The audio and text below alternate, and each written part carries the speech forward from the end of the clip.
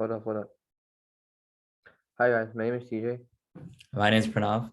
And here at EGDE, our goal is to give education to everyone, regardless of race, gender, age. And today we're going to be talking about competing with lists.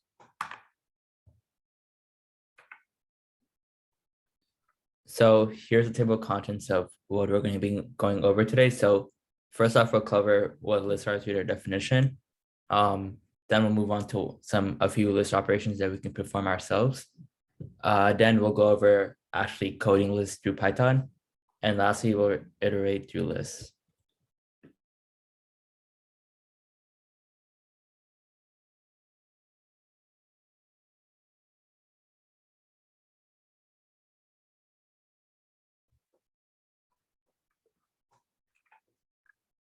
So first, what is a list and how you represent it? So a list is something you can like a collection of data values in. So like any words or numbers or both. And you could simply do this by using square brackets. So here are a few list operations that we can perform. So the first one is indexing. So kind of think of subscripts in a sequence, and by indexing, we can like return the value or any value in a list.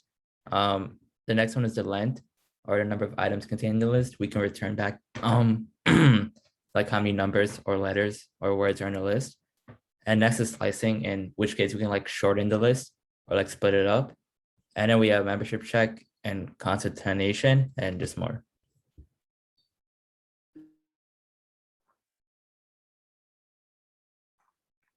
Okay.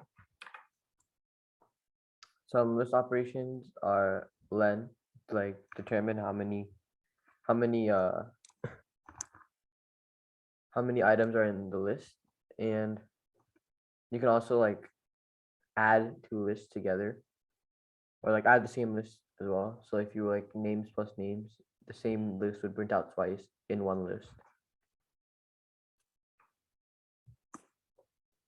So using indexing, we can access certain list elements. So basically, the indexes go by 0, 1, 2, 3. They don't start at 1, they start at 0.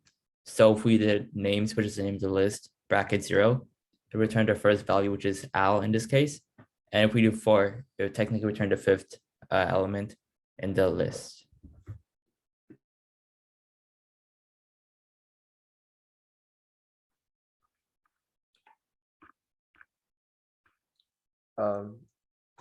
So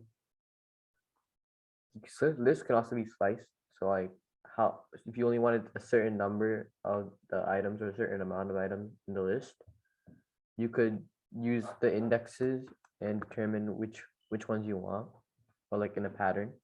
So if you want the 1 through 3, you would just get those two. And then if you wanted 0 through 4 to 2, like a pattern, it would just print out the ones that are not included.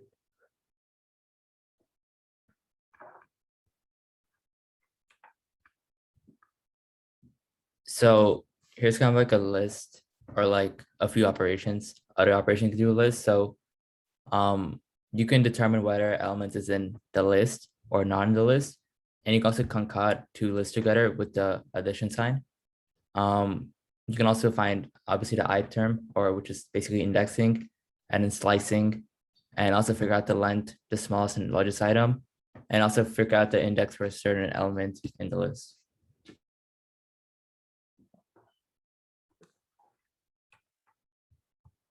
So lists can also be changed or like modified. So so if you wanted to like print the same thing multiple times, you can do that.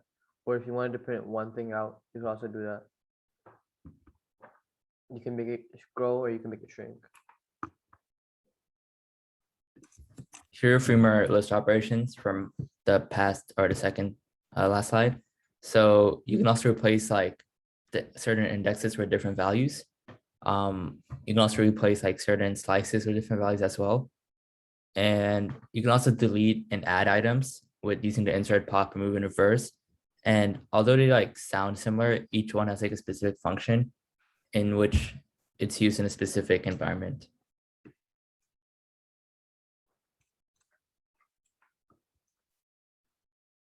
Okay, so you can also alias in lists.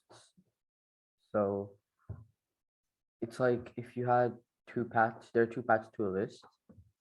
So if there was like a variable called west and a variable called east, you could make a new list that had both of those lists inside them, and when you print it, it'd print both lists inside one big list.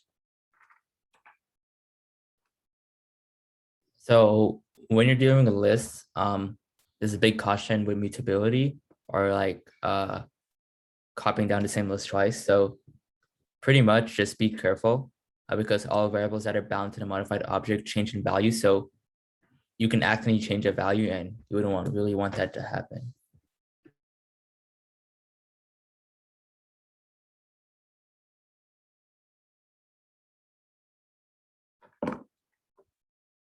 You can also like create copies of lists.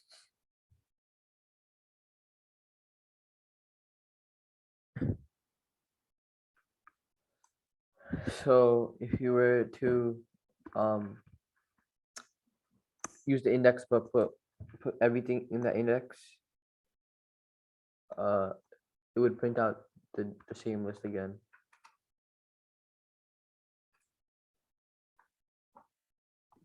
So lastly, we can also apply the topic we're in the last episode or the last two episodes, in which you can iterate your list. So by iterating through a list, you can print out all the elements. So we can do for I in range 0, the length of colors, which is in this case would be 3. We can print out all the elements, which would be red, blue, and green.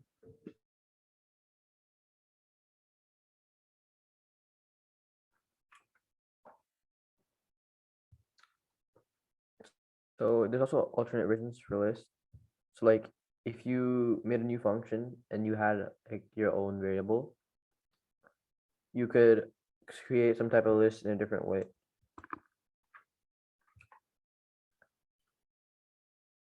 So as I said before, we can there's an operation for running the maximum of the list, but we can also do that manually without using that command. So we can, in this example, for an algorithm, we can input a non-empty list of integers, set the max so far variable to the first number of the list. And as it iterates through the list, if n is greater than our set value, we set the max to the n value, and then in the end, we return the maximum of the list.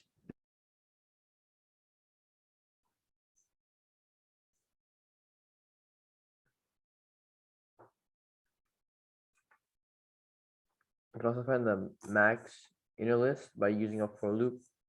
So if you want to like find the biggest list, you can just create a for loop that would find it for you. So you can use the len function to determine how many there are in the first thing. And you can keep going through the list to find the biggest value after that using an if statement. So here's kind of an alternative version to ask TG to describe the function. It's just another way to pretty much code it to return the max.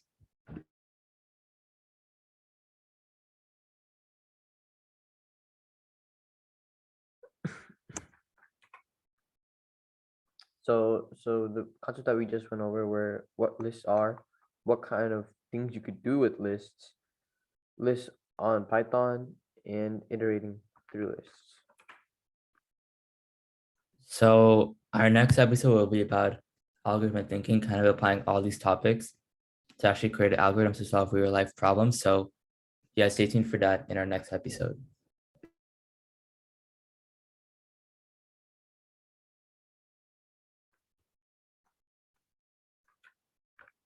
Thank you for watching. Like, subscribe, and comment down below. If you have any questions, please let us know. Thank you.